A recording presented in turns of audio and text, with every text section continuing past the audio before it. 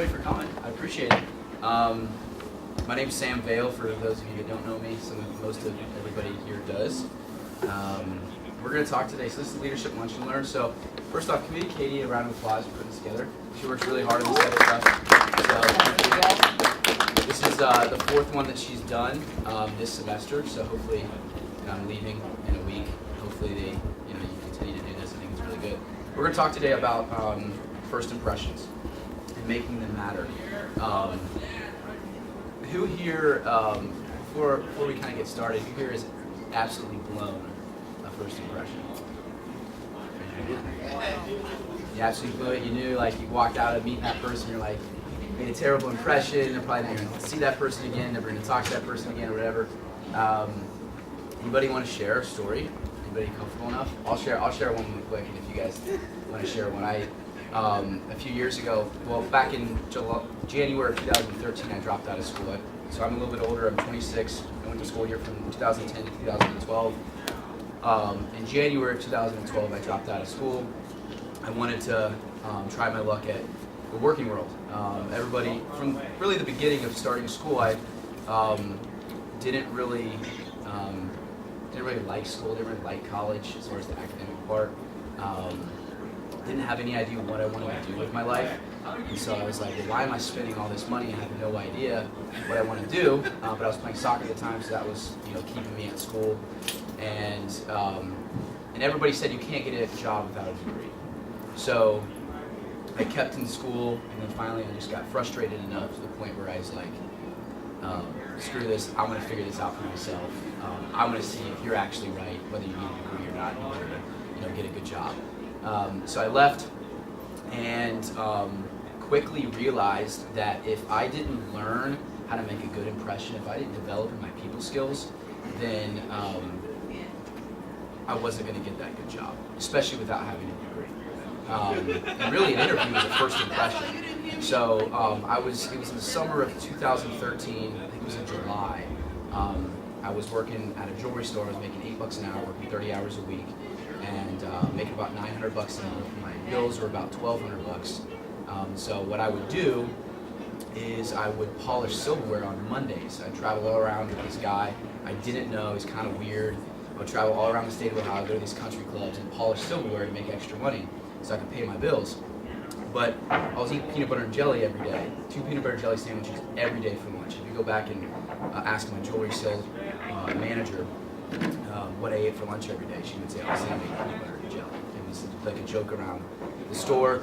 Ate peanut butter and jelly every day, ramen noodles, Campbell's soup for dinner. I was sleeping on one of my best friend's couch. I didn't even have another place or even a bed.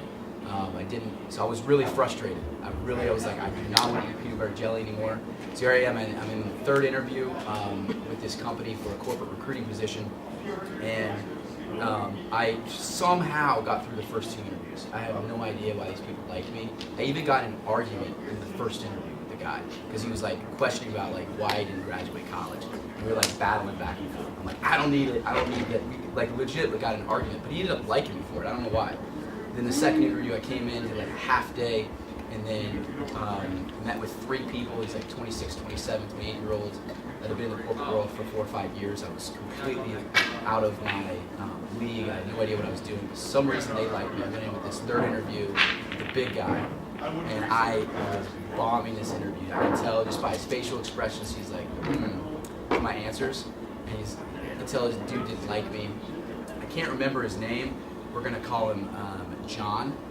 All right, so at the end of the interview, I go, thanks, Bob, for the interview. He goes, oh, no, actually, my name is John. And I was like, dang it. Not only did I blow the interview, but that was the icing on the cake. I was so desperate for a job that I literally, started, chasing this guy out of the office. Now, his office was in the back of the office, so imagine a room bigger than this, so his office being back there and the door's there, and he's walking me out, and I'm like, dude, I'm so sorry, I know I called you by the wrong name, and I'm desperately trying to get this guy to forgive me. I never heard from him again. Completely blew the interview. It was awful. But it was right around that time where I realized, if I don't get good at making a good impression on people, a genuine good impression on people, then I'm not going to get this good job. And so, does anybody have a funny story or anything? Blowing an interview, blowing something, right? So in my freshman year, I came here for preseason, and I came here obviously 2 weeks before, and I didn't have any roommates in my first year, and I was supposed to be living with guys who didn't play sports. I was actually with kids, swimmers, so they weren't there yet, and I ended up locking myself out of my room after I came out of the shower. So when I first met my RA, I was just in a towel. They were knocking on our door, and I was like, yeah, so this is really awkward, and I'm just in a towel. I locked myself out of my room. That's awesome. That's great stuff. But here's the thing: is that we can all agree on this, and we can all find this common ground: is that we either all have sucked at it before, like we all have sucked at making a good impression at one point in time in our life. All right, I don't think I suck at it anymore. I think I've developed and grown. Whether we're still not good at it or not, we've all probably blown first impressions. But really, why I love this stuff is because I ended up 4 months later after that interview, I ended up getting a corporate job that required a degree without a degree, and it had to do with the fact that I developed my people skills and the ability to make a good impression. And it's a lost art. Being able to meet somebody new, somebody you've never met before, build rapport, build trust, build a friendship really quickly. And what I like to say, build rapport really quickly. That's a lost art. It's not taught in school. It's not taught in college. Okay, it's not taught in high school. Your parents, maybe anybody that actually teaches you any of it. But it's absolutely essential in the business world. In anything that you want to do, whether you want to get into business, whether you're going to be a doctor, the best doctors have the best bedside manners. It's just true. They have the best people skills. Is anybody what apprehensions do you guys have about? By the way, today's going to be really interactive. So I really need some help. But what apprehensions do you have about meeting new people? What fears? What's your biggest fear in meeting somebody?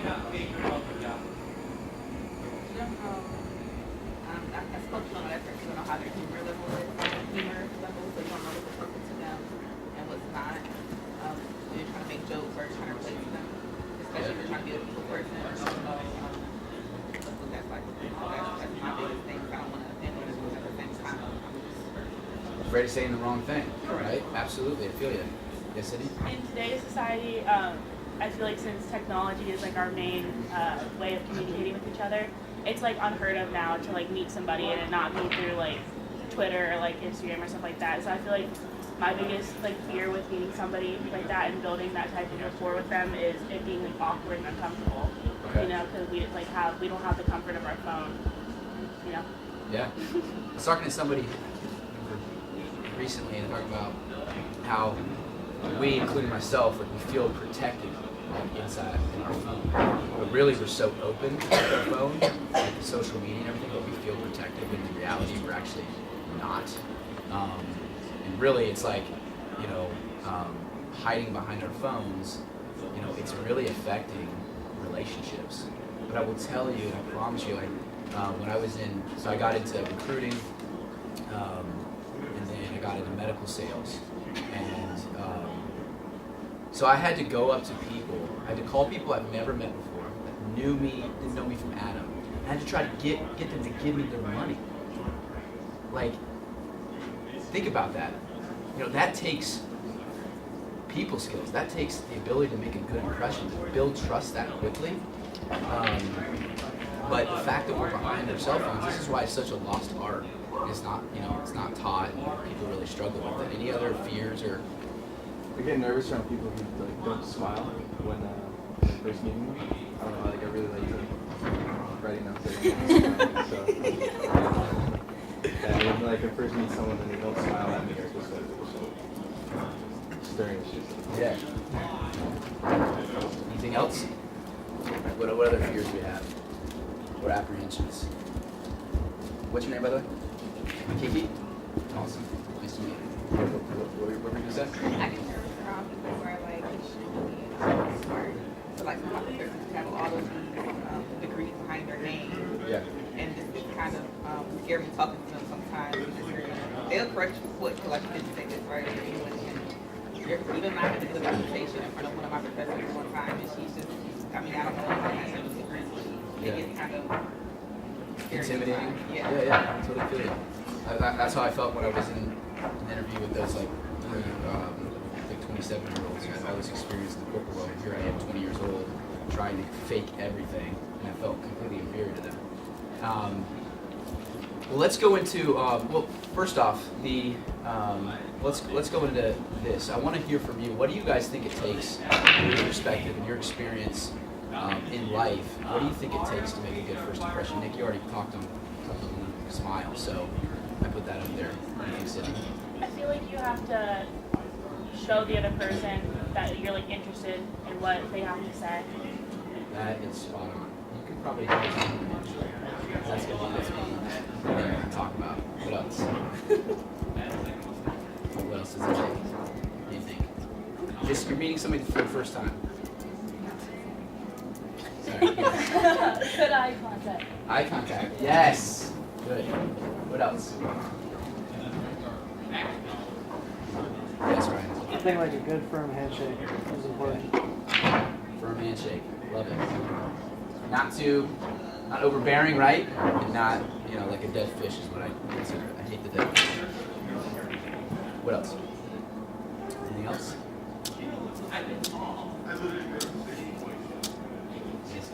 It's like conversation. You guys can teach this for me. Seriously. Okay. What's an open-ended question? Can you give me an example?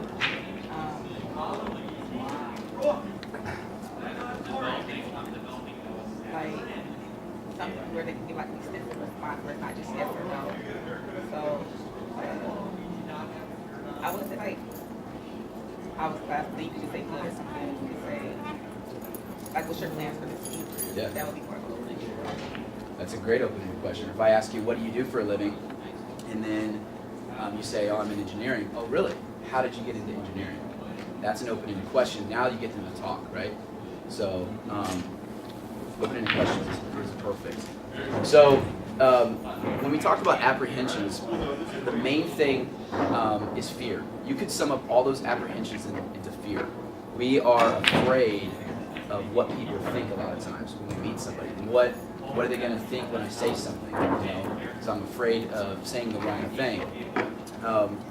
So I think the biggest thing, or the biggest fear we have in meeting somebody new is initiating a conversation.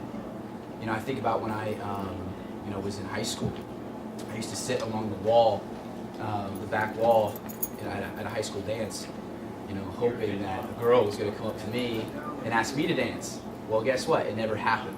I realized quickly that I'm going to have to get up and ask somebody to dance, right? Or another example of this, I was at a networking event last Thursday. And these are people in real estate and accounting and financial advisors, and people that are ages anywhere between 22 typically to 60 years old, and there's probably 30, 40 people there. You wouldn't believe how many people are literally just sitting there twiddling their thumbs, waiting for somebody to come talk to them. And nobody's going to come talk to you. I remember I did this experiment once where I went to church every Sunday, and I sat in the back of church. And I just waited, and I did this for about 2 or 3 months. I just waited to see how many people would come up to talk to me outside of when the pastor goes, hey, greet the person around you. Right, so at that point, you're in a situation where you have to go say hi to somebody. When you don't have to say hi to somebody, you don't have to initiate. How many people would come up and initiate conversations in 2 months, 2 or 3 months, and only 2 people did? And that's an environment where you would expect people to come up and say, oh, you're new here. Hey, my name's John, nice to meet you. You'd expect that. That's an environment, but yet people don't do it because people are afraid. And I think the biggest reason why people are afraid is because as kids, we're taught don't talk to strangers, right? I don't know if you guys, in elementary school, you literally watch videos, don't talk to strangers, don't talk to strangers. Your parents probably said, don't talk to strangers. But the ironic thing is that strangers have everything we want and need in life. Strangers have opportunity, they have money, they have friendships, they have love, they have everything. My best friends have come from people that I've met at a mall. Just random, met at a mall. He became my best friend. Every single one of my jobs came from meeting a stranger, building rapport, getting a business card, building a friendship, and I got a job. Everything in life, strangers have everything we want and need. So the ironic part is when we're told don't talk to strangers is that when we get older, that's who has everything we want and need in order to advance our life, right? So I think the biggest thing is fear, and the only way to cure fear, the best way to cure fear is action. You have to take action.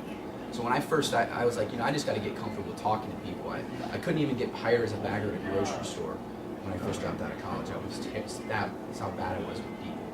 I blew that first impression, and it was for a bagger at a grocery store. No offense against that job. There's a lot of dignity in it, but I felt like I could probably bag groceries. But he was like, no, you're not good enough for people. So the only way that's going to cure it is action. So we're going to have some fun. And we're going to take the next 2 minutes. I want us to get up. I want us to go meet somebody that we don't know. All right, I want you to have a conversation for 2 minutes. Just talk about whatever. Shake their hand, get their name for the next 1 or 2 minutes. All right, sound good? Everybody up on their feet. Meet somebody new. Sam. I already know you. I know. Here, yeah. It's Hi. Hi there. Hi, I'm Sydney. I know, Brady. She's my roommate. I'm a sophomore. You play soccer in high. You live across the park. All right. Yeah. My name is. Oh, okay. Sorry to hear that too. Yeah. What's your major? I love political science. I'm communication Okay, what do you want to do? I'm ready to go. We've had that before. I live an hour and a half south. I want to see if you start. Yeah. It's an advanced comp. I did, yeah. Yeah, I'm still not clear yet, but actually, it's because I do work a couple things, so it's like it's taking me a while, but I'm hoping to come back in Christmas and it'd be like fun. Yeah, almost there, yeah. I'm Sydney. Nice to meet you. Oh, you're are you going home campus? Hi, That's on Friday. Nice to meet you. I played on the lacrosse, I played sports. Soccer. That's the one sport I literally don't know anything about. That's like, I played sports my whole life, never played soccer. Are you freshmen? Soccer. I mean, I would like to go. Yeah, I think it's my freshman year. I really like it. We had like an arrow. I like this. I like it. Yeah, I think it's fun. You get to like interact with people. Yeah. Oh, really?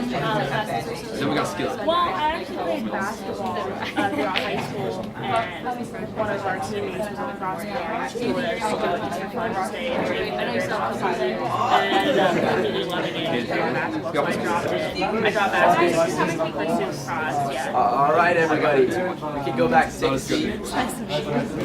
Yeah, it's really good mixing it. I feel like Andy might have it. I don't know. I mean, she's I hope it's not a lot. How was it? Was it weird, or was it normal? Fine. How was it? Fine. Right. What's the best conversation starter? Here? I feel like Just in general. If you don't know somebody, what's the best conversation starter? What? Okay, that's good. I think it's more simple though. Go ahead. Anybody else? Hello. Exactly. Oh, God. So when meeting somebody new, so I just finished a book called The Art of Making a Good Impression, and this book breaks down first impression, but just overall an impression in general. Because I really believe that the impression we make is the legacy that we make. The impression we make on people, people have everything. When you leave this earth, all right, the most important thing is going to be the relationships that you've made and the impact you've made. And that has all to do with people. It's the impression you made on people. If you think about people that have made the greatest impression in the world, Martin Luther King, right? It was all about, he made a great impression on us, right? We never even met him, but he made a great impression.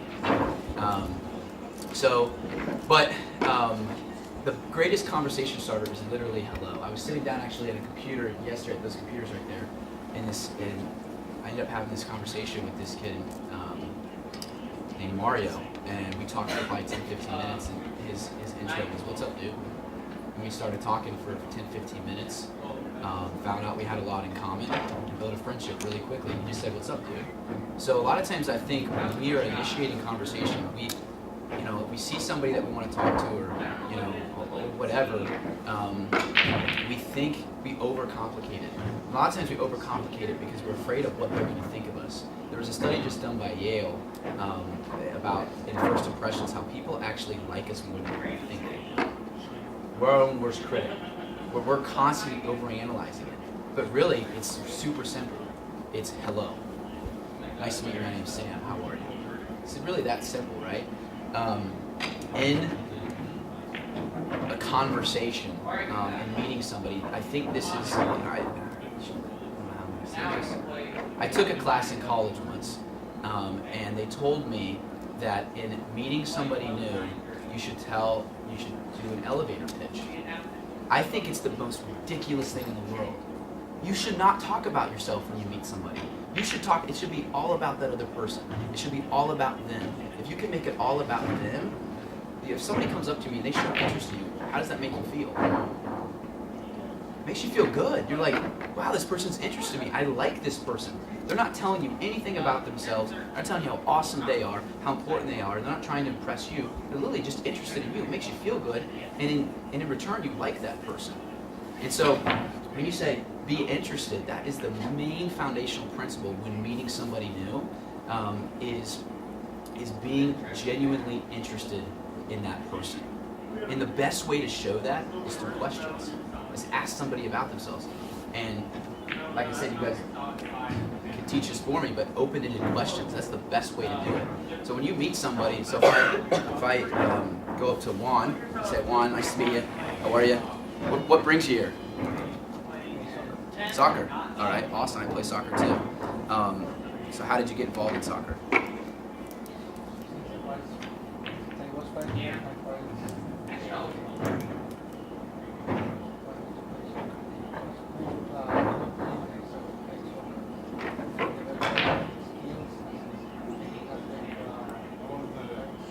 For who?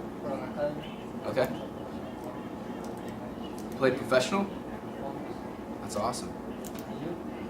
Am I professional? It's almost the same story. So my dad was a coach. I started playing ever since I could remember. I just tried to develop my skills. Didn't work out too well, but that's how I ended up here. So what I did there is I said, Juan, nice to meet you. And then I asked him, what brings you here? Oh, soccer. Well, how'd you get into soccer? That's an open-ended question. Did I feel good when I started to get interested in you? Right, you want to talk about yourself. The most important person in our life, I don't care what any of you say, the most important person in your life is yourself. It's not your mom, it's not your significant other. We may say that, it's not your kid, it's yourself. You think about yourself more than you do about anybody else. And when someone gives you the platform to talk about yourself, it feels really good, right? It makes you feel important, which I'll talk about in a little bit. But something like an open-ended question, my favorite one, and just keeping it really simple, is using the word how. What do you do for a living? So, Bailey, what do you want to be when you grow up? You want to be an entrepreneur? What makes you want to be an entrepreneur? I like the idea of freedom. Freedom? Like, what about it? Like, you don't like people telling you what to do? Me either. So, it's like my least favorite thing, people telling me what to do. But, so an open question, just how? Simple. You get the other person talking about themselves, right? And you become interested in that person. That is the foundational part of of meeting somebody. And it really makes it simple because it doesn't have to be about you, right? And really what we think a lot of times, this is a foundational thing that I learned. So I'll tell you a quick story. I was down at an entrepreneurial conference in March of 2017. There's about 2,500 entrepreneurs there, salespeople, mostly entrepreneurs though. And it's a big event. You know who Les Brown is? He's like the top paid motivational speaker in the world. Do you know who Damon John is? He's on Shark Tank. So these like big name people, really famous people were there speaking. It was a really expensive event. I ended up getting the VIP ticket, which I was way out of my league. And this is a lot of money.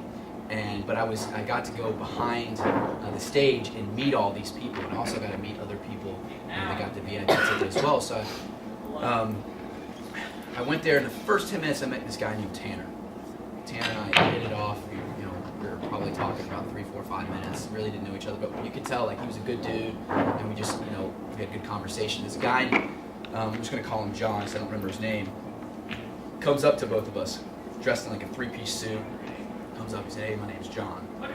Nice to meet you, Sam, Tanner."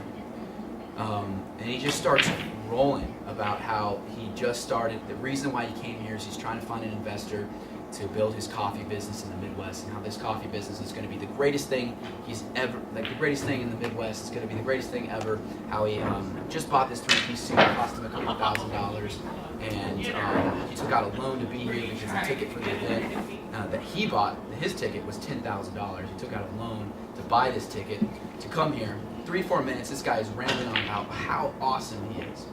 Then at the end of it, pulls out his business card, gives me and Tanner his business card, and said, "Hey, here's my business card, nice to meet you guys," and left.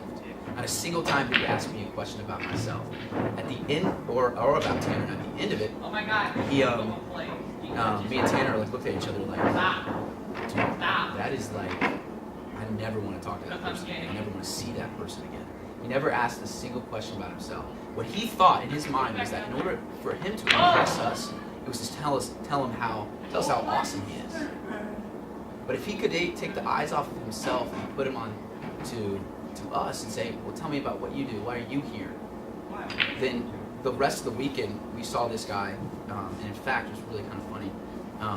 At the end of the event, it's a 3-day event, and the guy that ran the event spoke at the end, and he came up to ask a question, and this guy at the event, the speaker, because he had been around doing this to people, basically, just like, he's not a genuine person. And the guy called him out. He said, "If you don't change, you're never going to be successful." He said, "If you don't change your approach to people, you're never." So like, this is in front of 2,500 people, this person, and we avoided him the rest of the weekend because he never took an interest in us. He never asked us a question about ourselves. And so, the main thing is, this is a foundational principle for me, is that the people that make the best impression are the people that are impressed by you. So don't try to impress somebody. Find out a way to be impressed by them. Meaning, if I can find something out, you want to be an entrepreneur. That's awesome. What makes you want to be an entrepreneur? I can find something out about you that I can compliment in that moment and say, "That's awesome." You know what I mean? Or yourself, like you talk about, soccer, playing professional. If I were to say, "It must have taken a ton of hard work for you to get where you were at," right? I'm impressed by him, and now that makes him feel good, right? It's not about me, it's about him, right? And so, the other thing that I think about when meeting somebody, and this is something that I learned, is I want to build rapport really quick. Does anybody know what rapport is? You can really sum it up in one word. It's trust. So rapport, in another word, is trust. So whenever you're meeting somebody, or really just in relationships, if you lose trust in relationships, what happens? The relationship goes downhill, right? So what I'm always thinking about when I'm meeting somebody is I just want to build trust with that person. So, and I want to build some sort of rapport, so we have some sort of connection, and that there's trust built quickly and immediately. I did that with Bailey very, very quickly. When I said, "You want to be an entrepreneur, what makes you don't like people?" Me too. The best way to build rapport is to find some sort of common ground, because that unifies you. You're in harmony now. It's human nature. We like people that are like us. And if I can find out something about you that is like me, and I can say that, I call it the Me Too concept in the book. It's me too. And you smiled, right? Like, oh yeah, you smiled. Because now we have a connection, now we're in harmony, now we have rapport, now there's trust built. There's actually a friendship and a relationship. Relationships are built on common ground, right? We hang out with people, you guys are all soccer players, you're all friends, right? You play on the same soccer team. Same thing with lacrosse, right? And what's your name? Alexa. Do you play sport here? I'm a swimmer. Swimmer? Are some of your best friends swimmers? Right? It's common ground. You have something in common. So if you want to build a connection, a relationship with somebody quickly, find something you have in common. And that's really the key, is the way that you do that is by asking open-ended questions, figuring things out, something out about somebody. The other thing I want to touch on really quick, because when I started studying this stuff back in the summer of 2013, I started reading books about people skills and what to do, and they said, well, you need to ask people questions about themselves. And I just became a question master. I would just ask people questions, and in one of the books it said, when they ask something about you, answer the question, but then quickly turn it back on them. And so literally, if you were to say, well, what do you want? What are you going to do? What do you want to be when you grow up? And I were to say, I want to be a salesperson, and then I would turn that right back around to you.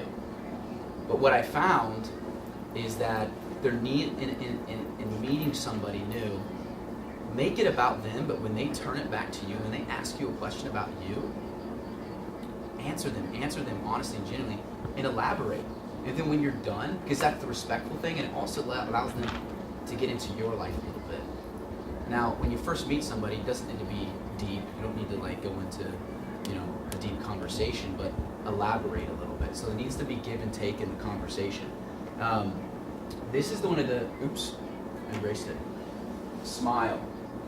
So this is $1 million in your bank account, I promise you. When I was in sales, so in 2 years, I was at age 24. I had about 40, 50 sales reps. I had the fastest growing book of business in the whole company. And I didn't start like that. I had the worst people skills 3-4 months before. But from studying this stuff, and what I would do is when I was on the phone with somebody, I would smile. I would literally smile the whole time. And what it did is it gave me this energy about me, this positivity that attracted people. So when you meet somebody, you should always smile. I say walk and talk with a smile. It's contagious. People love it. If I smile at you, I guarantee you're going to smile back, right? It literally, I was talking to a friend of mine. He's an entrepreneur in England. He's 20, he's 29. He's already a millionaire. I was interviewing for the book, and I was like, he's really good at this stuff. And I met him actually at that conference. He just had some of the best people skills. And he's like, you need to smile. He said, his smiling disarms people. Because it says, I come to you as a friend. I come to you as somebody that it just makes people comfortable in your presence when you smile. People love joyous people as well. So the other thing is names. And this is kind of going to be the last technique I talk about. But name is, when somebody gets your name wrong, does it make you feel good? Even though you're joke about it, damn, sorry, excuse my language, but I wish they remembered my name. You know what I mean? Because your name is the most precious word to you in your vocabulary. It's the most precious word. So, but we all say we suck at remembering names, right, for the most part. Does anybody here know that they're good at remembering names? They can say? Sometimes. I would say you're probably pretty good at it. Sometimes. Well, so when I started studying this stuff, I was like, I gotta remember people's names. So there's all these, and so I would go around and I would try all these different techniques, but I found one that really worked. So here, I'm gonna come up and talk to you. All right. Hi, my name's Sam. Hi, Alexa. Alexa, nice to meet you. Where are you from, Alexa? I'm from East Liverpool, Ohio. East Liverpool. Awesome. Where is that? It's about an hour and 45 minutes south from here. How'd you get here, Alexa? I was recruited for cross country, but then I became a swimmer. Awesome. Okay, how many times did I use Alexa's name? 4. 4 times, right? Nice. Alexa, your name's Alexa? Alexa, nice to meet you. Where are you from, Alexa? That's 3 times I just used it in a matter of 5 seconds. Am I gonna forget Alexa's name now? Probably not. And also, so that's one way to remember names. That would be really, really helpful. We love hearing our name as well. It's also the best way to get somebody's attention. So if I say, hey, Nick, if Nick's looking away, Nick's going to look at me now, right? Because it's our name, it's attention. We do it with the dog, right? We want the dog to pay attention, what do we say? Fred! My dog's name's Fred, right? Use his name, right? It's the most precious name or precious word in our vocabulary, right? So, but it's also something, you guys think that's funny, but it's true. It's true, right? So, That's one trick that you can use to remember names, and I will tell you it makes a massive difference. Because if in the middle of a conversation, if you meet somebody and you see them, I remember I met somebody in the Falcon Cafe. I was talking to a professor, and she was sitting right here, and we were all talking, and I learned the professor's name, learned her name. Her name was Rachel, and I saw her like probably 6 weeks later, and I was like, "Hey Rachel, how you doing?" She's like, "Shoot, you remember my name." She's like, "Wow, that's awesome," because it showed her that I listened. And so it's a powerful, literally, like if you don't remember anything else about that conversation, you remember somebody's name, it's going to make the biggest difference in the world. So in also in making a good impression, just overall in general, and we talked about this with phones, and I think this is so important, is I call it being all in and completely present when you're talking to somebody. The best way to do that, I think, Delaney, you mentioned eye contact, was it you that said eye contact? Is eye contact. Eyes are the windows of the soul. You give somebody your eyes, you give them your attention, and you show them you're engaged. But being present and completely all in when you're meeting somebody, and I'm going to talk about this, why all of this matters in the end, but that is one of the most important things. Giving them your eyes, listening. I'll tell you a quick trick, just to show somebody that you're engaged, is nodding your head when you're talking to somebody. You nod your head, maybe you lean in a little bit. It really shows them that you're engaged, and I promise you they're going to elaborate more. The worst thing you can do if you're talking to somebody, we're in a room right now, and let's say I'm talking to Alexa, and somebody walks in, Nick walks in over there, the worst thing you can do is leave Alexa and go to Nick. Because what does that tell Alexa? Right, I don't care about you. I care about what's over there. That makes her feel not valued, not important in that moment. But right now it should be everything. There's a friend of mine, his name's Ryan. He actually used to work here. But he's a really successful entrepreneur now, and he goes to networking events all the time. We call him the super connector. I actually interviewed him on my podcast, but he talks about making that person your world in that moment. Making that person your world. Because when you make that person your world, when you're talking to them, it makes them feel incredible. It makes them feel important. Like, wow, this person is making me, all these people around that could come talk to me. This person's paying attention to me. I'm going to remember this person. I like this person. I'm impressed by this person. We do this subconsciously, whether we think about it or not. The last couple of things here. So I talk about in the book, I love the tricks and the techniques and everything about people skills, and I love the nodding your head. I love the trick to remember a name. I love shaking a hand properly or smiling. I think that stuff is really important. But I think there's certain things that drive those things, that make them a lot easier. One of them is just being a joyous person. I used to be a really negative person. I used to complain about everything. I used to, be really negative and, look at the worst in things. But I just learned that that doesn't do anything good, and nobody likes the Debbie Downer. Nobody likes people that just complain all the time. And so especially when you first meet somebody, it should always be positive. And when you're around people, think about that. Be joyous, be happy. We are attracted to people that are enthusiastic, that are happy, that are positive. The best compliment I've ever received happened about a week ago. I was in the cafe, and somebody comes up to me and they were like, I just want to tell you, you're the same person all the time.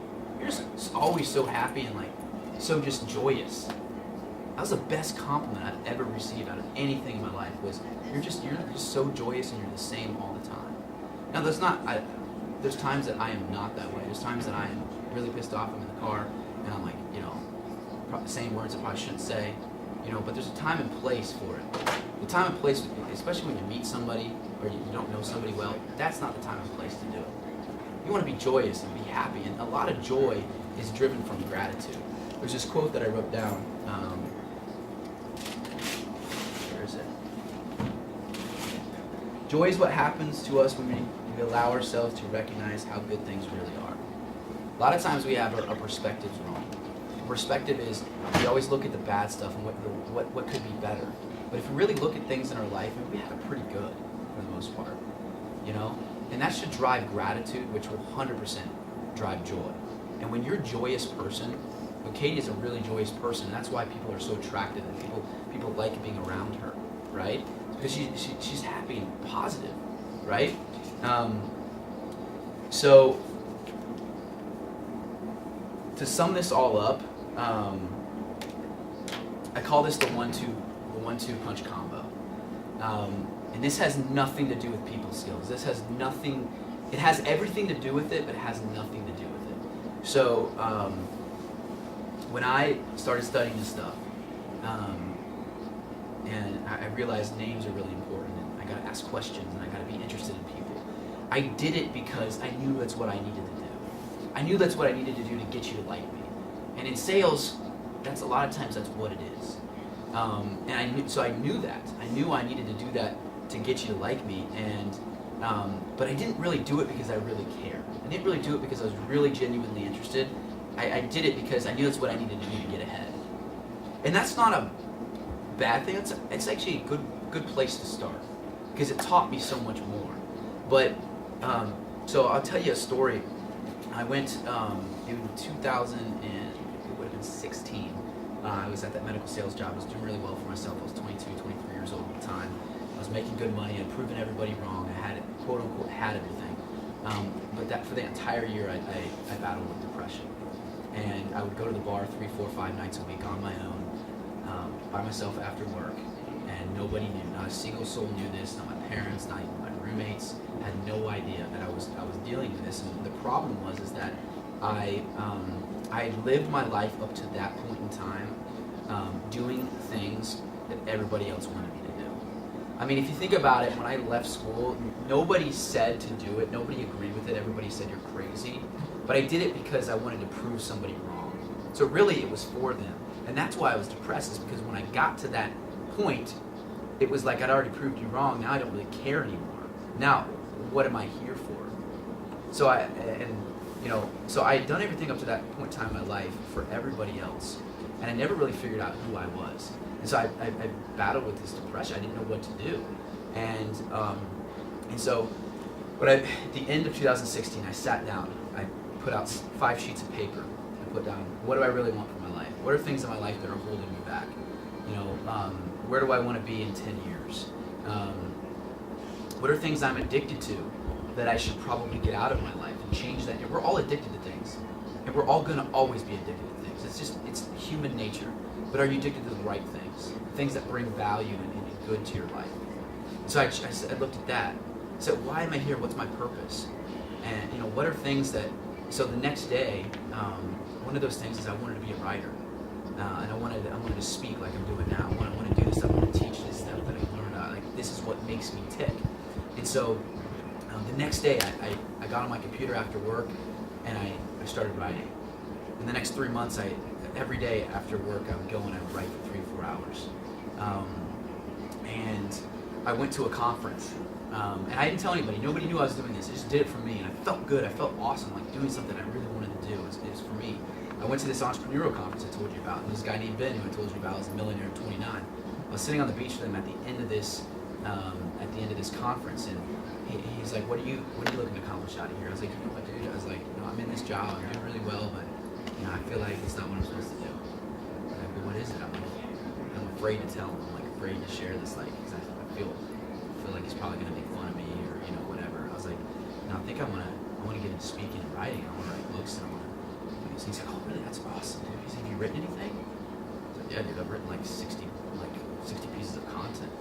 He's like, oh really? He's like, can I see it? I was like, all right, fine, sure. Pulled out my iPad, which was what I had it on at the time. I gave him the content, and he started reading it. He's like, oh my gosh, dude, this is pretty good stuff. He's like, you gotta post this. You've got to do this. And so I was like, really? Like, you think this is good? Like, he validated, me at that point. And so I got home on Monday. Wednesday, I bought a MacBook, and posted a blog that night and I got like 250 views. I was shocked. I was like, what? I've been holding out on this long. But what happened was I started to bring who I really was to the world. I started to bring who I really was to the world. In that moment when I talked to Ben and I shared, I said, this is this is who I really am, is what I was doing. And I was afraid to do it, but I did it, and he validated it. And because of that, I've been on this journey for authenticity ever since. Figuring out who I really am and then bringing that person to the world. We struggle with authenticity. Does anybody struggle with authenticity? You know what I mean when I say authenticity? Like being who you really are and figuring that out, or trying not to fit in. We try to fit in. The world really tries to get us to fit in, right? When you're growing up, I don't know about you, but I got made fun of on the playground all the time. So I would sit on the side, and I just never felt like I fit in. I never got invited to birthday parties. I was always like the last part. I was like the cool kid because I was like decent at soccer, but like nobody really liked me, to the point where like I had a lot of friends or anything. So I always felt left out. So what I did is I started to change who I really was in order to fit in. And then over time, I got to the point where I did everything for everybody else and never anything for me. I never figured out who I really was until that moment when I started that process and I gave that stuff to my buddy, and he was like, dude, that's awesome. And then I started posting it, and I started realizing that authenticity is what really makes me happy. Being who you really are and bringing that to the world and having that be accepted is really what makes you happy. And but it's hard to be confident in that. Maybe as a kid, you said, I want to be this when I grow up, right? And you guys we're all at this age where like you're in college, and your parents are probably saying you got to do this, and they're putting a lot of pressure on you to have a job when you graduate or set this up, and and you probably as a kid you're like, I had this amazing dream, this big dream you had. Somebody said, no, you can't do it. What they told you in that moment is that you're not enough. You're not enough. Who you are, who you really are, isn't enough, and that's authenticity, right? And so it's hard to become confident in who you really are because of those experiences we probably all had when we were younger, and then they continue. And so when I talk about the 1-2 punch combo, the first step is confidence in your authenticity. Confidence in who you really are, because when you become confident in who you really are, when you start talking to people, you start having conversations with people, it's easier to take the eyes off yourself and put them onto other people because you're not concerned about what people think. When I started this journey on studying this stuff, I remember names probably 20% of the time. 20%. It was terrible. I'd leave a conversation 10 minutes later, I'm like, I don't even remember the name, and I don't really remember what we talked about. Because when we were talking, I knew what to do. I knew to nod my head, I knew to do all these things, I knew to ask questions. I knew all of that stuff, I was good at it. But I wasn't actually listening because I was so concerned about what Nick would think of me that I didn't even remember. So my whole attention was on me, but when I started to become confident in who I really was, I remembered Nick's name 90% of the time. I remembered everything about our conversation. Because when I'm talking to him, I'm not concerned about what you think about me because I'm confident in who I really am. And it's a constant journey, it's a constant thing. It's not like you just get it one day. I think authenticity is a lifelong journey. We're constantly figuring out who we really are. We're peeling away this onion to figure out who we really are. And so becoming confident in your authenticity allows you to take the eyes off of yourself and put them on to other people. The second part is a genuine belief that all people are important. This will change your life. If you genuinely believe that all people are important, all the things we talked about today will be so much easier for you. It has become, for me, and I don't think I've mastered this stuff, I think I still have a lot to learn, but it is so much easier for me. Like, it's so natural. I don't even think about this stuff. Like, going back and like, trying to teach this sometimes is hard for me because it becomes so natural, because it's habitual at this point. It's like, I genuinely believe that every single human being has dignity and they're important. And the other thing, and why that's so important as well, is because our number one desire as human beings is to feel important. That's our number one desire. We care about that more than anything. If you think about why people struggle with ego, it's because they feel important with it, right? Why people do certain things is because they want to feel important. I had a buddy at the last sales job I had, and he was a pretty good salesman. He did pretty well. He worked there 3-4 years, and he always complained about his job. I was like, dude, what's going to make you happy? He's like, if they appreciated me, if they noticed that I was important, that would make me happy. And for a lot of people, that's the case. And so all these things, when you smile at somebody, you make them feel important. When you become interested in somebody, you make them feel important. When you give somebody your eyes and you have eye contact with them, you make them feel important. All of those things that we talked about, if you can become confident in your authenticity and you can understand and have the genuine belief. Because somebody asked me once, she said, how do I show that I care about somebody? I'm like, first off, the first step is you gotta actually care. Because if you don't really care, it's gonna be short term. But if you actually care, you'll figure it out. If you actually believe that every single human being is important, when you can interact with people, that's gonna drive. Belief always drives action. Believing that 100% will change everything in regards to your relations with people. Any questions? We got like 2-3 minutes. Does anybody have any questions? Q&A or anything? That is great. So say you're in a position where you said a good way of remembering people's names is by saying it multiple times while you're speaking to them. What if you're in a position where you don't have time to ask the questions, kind of like short term, like, hello, I'm so-and-so, and you know what I mean, like you're in a fast-paced environment. Yeah. What's the best way of trying to remember someone's name? It's a great question, and this happens all the time. It will happen all the time, where you meet somebody in 5-7 seconds and that's it. If you can, the most important thing that you should do in that is make sure, first off, that you have their name right. So if they say their name and you didn't hear it correctly, make sure you have it. Say, oh, your name is Brendan or Brandon. It's Brandon? Okay, nice to meet you. And you're done, right? Another thing you can do, if you have your phone on you, write it down. Or if you have I used to carry around a notebook and I'd write their name down. So that would really help. But you have to be engaged too. You know, it's got to be about them. You got to be thinking about them. If you're thinking about, you need to say your name properly. Make sure they have your name as well. That's important. But the most important thing is you get their name. So that's a good question. Any other questions? Or thoughts or anything? Yes. So you're a writer. How did you really get your writing out there? So I made a website and just started a blog and just posted on Facebook, everything. I posted everywhere. Another thing, if you want to be a writer, is that what you're asking? The one recommendation I'd give you, not that you're asking for my advice, this is completely unsolicited, but it's just do it. Just write. Like, don't worry about what people think, and just do it and gain the muscle, and get the muscle going, because the first thing that you're going to do is going to be the probably the worst thing you do, right? And so if you care about how good it is, and you're so perfection, you'll never do it. Just do it, post it. More people will like it than what you think. There's people that I get on a blog, I might get 50 to 100 views, average, sometimes more, sometimes less. But people all over the world that I don't even know read it and love it. I never would have thought that. But I didn't know that until I posted it. So that's a good question.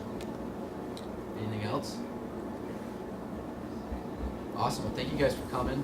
I really appreciate. I know a lot of you, and this is great. So I really appreciate your support. Eat all the pizza and the salad, and thank you very much.